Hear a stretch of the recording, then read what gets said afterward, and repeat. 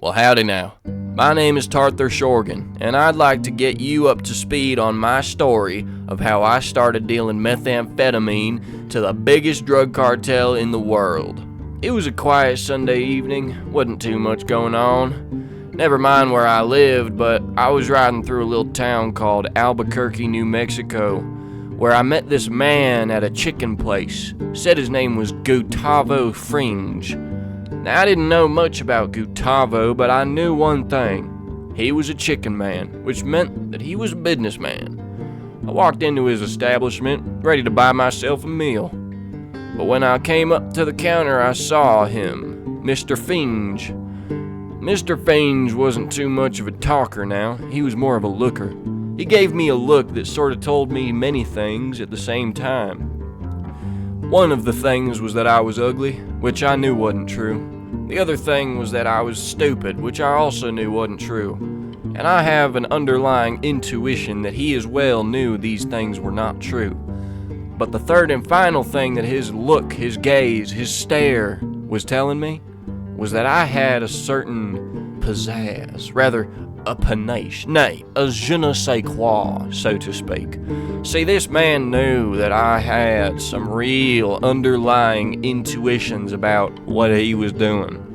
Now, at the time, I just figured he was doing some cocaine dealing, as most people do here in the West. But that was far from true.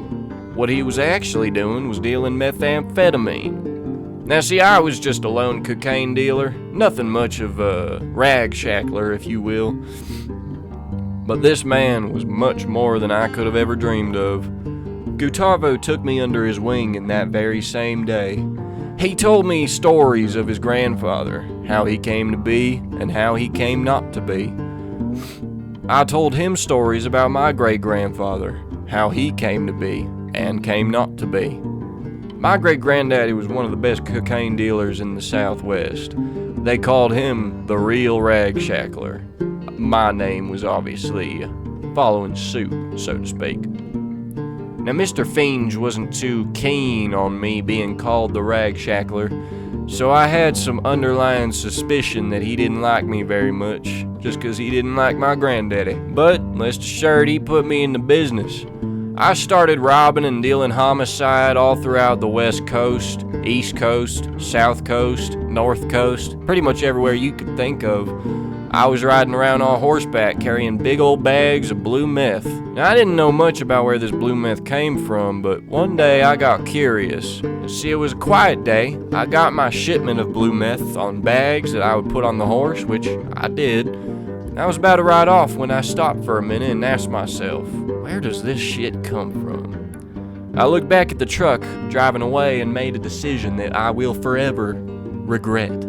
I followed that truck back to where it was going. Turns out the truck actually stopped at a little RV. This RV was the place of cooking, so to speak. Now, I didn't know why Mr. Fringe was such a big businessman dealing from a simple little RV, but I approached it very cautiously. Now, out of the RV came some drugged up meth head that I assumed to just be some idiot. But he looked at me and screamed out some dumbass words like, "Yo, Mr. White, we gotta get this shit moving, there's an onlooker." Immediately I knew this guy was idiotic. So I pulled out my Glock 19 and shot the kid before he could say anything else. He fell right to the floor and bled out to death, I'm assuming. I never heard from him again. Now, after I had shot that little boy to the ground, a white man came out of the RV. Clearly more about business than this idiot. Although he was dressed in a much more, I guess business casual outfit, you could say. Wasn't really much dressed at all, so I figured he was just some hillbilly. I pulled out my Glock 19 again and aimed it at his face. Told him, "Boy, you better stay there, otherwise something bad's gonna happen." He pulled a revolver out of his man diaper and pointed it at me and said, "Boy, I got a wife and a crippled boy back at home and a baby on the way. I got people to feed. You best not fuck up my business over here." Now, I didn't fully listen to every word he said, but I did hear the word cripple boy. I assumed he was talking about me, so I shot him in the face. Not thinking too much of it. When I entered the RV, I realized that this was actually the home base of operations. They were cooking blue meth in there. I didn't think too much of it, but I stole the RV and took the bags of meth and my horse and put them in the RV as well.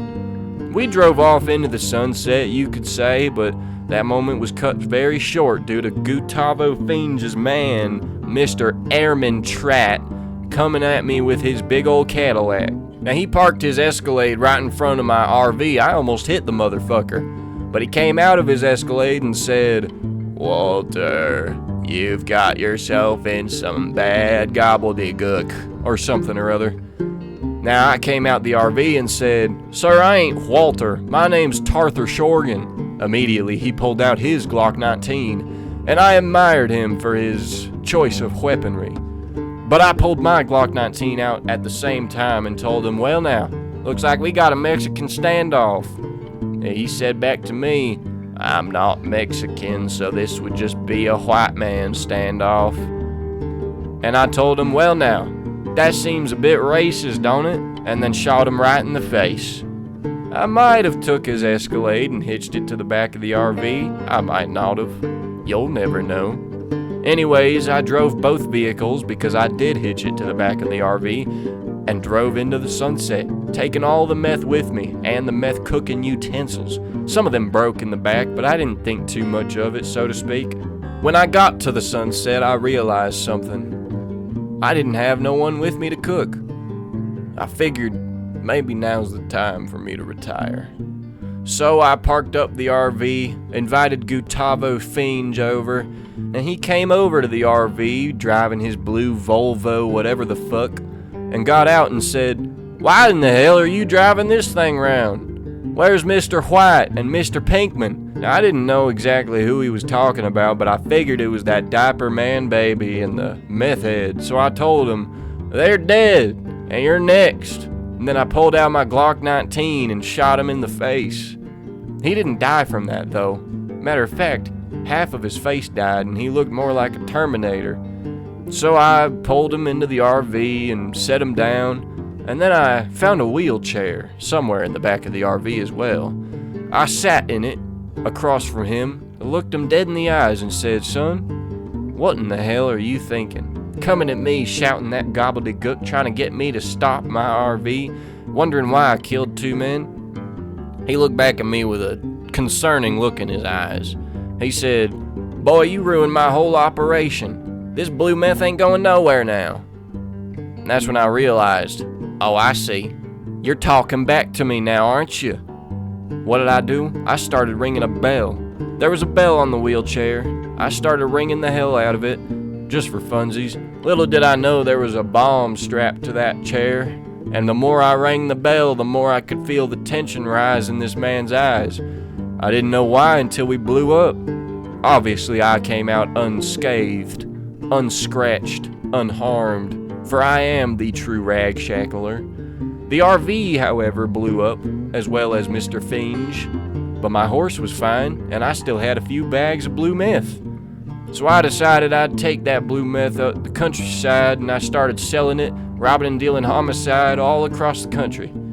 That's when I found out that I was the new kingpin of America. Thank you for listening to my story. Y'all have a good day now.